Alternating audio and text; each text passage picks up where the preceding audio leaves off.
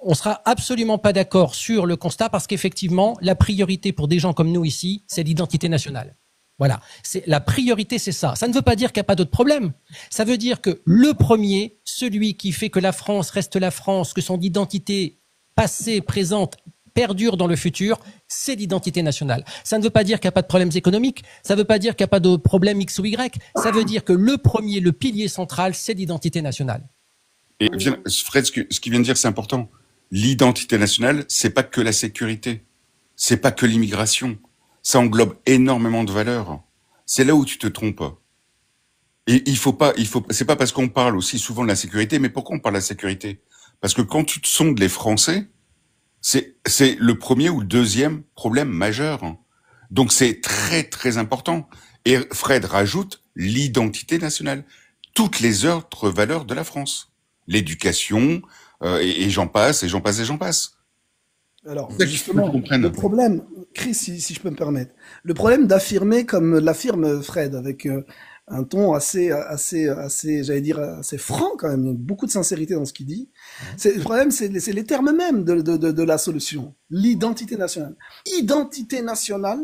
Moi, ce qui me dérange, c'est pas le national. Moi, je suis pour un retour à des frontières, ce qui est tout à fait normal et j'allais dire presque naturel. Ça me va très bien. Mais c'est le concept d'identité. Alors, tout dépend ce qu'on y met. C'est là où, Fred, moi, j'aimerais... Qu'est-ce que tu entends par identité dans ce identité nationale? Le patriotisme.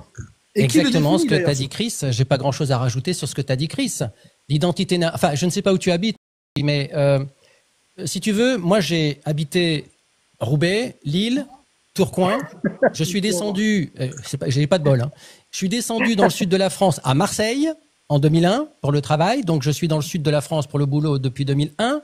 Je suis resté à Marseille 10 ans.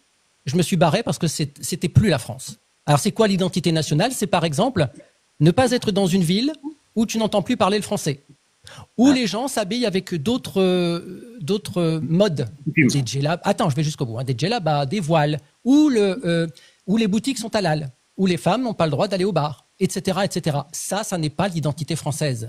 Ça n'est pas l'identité française.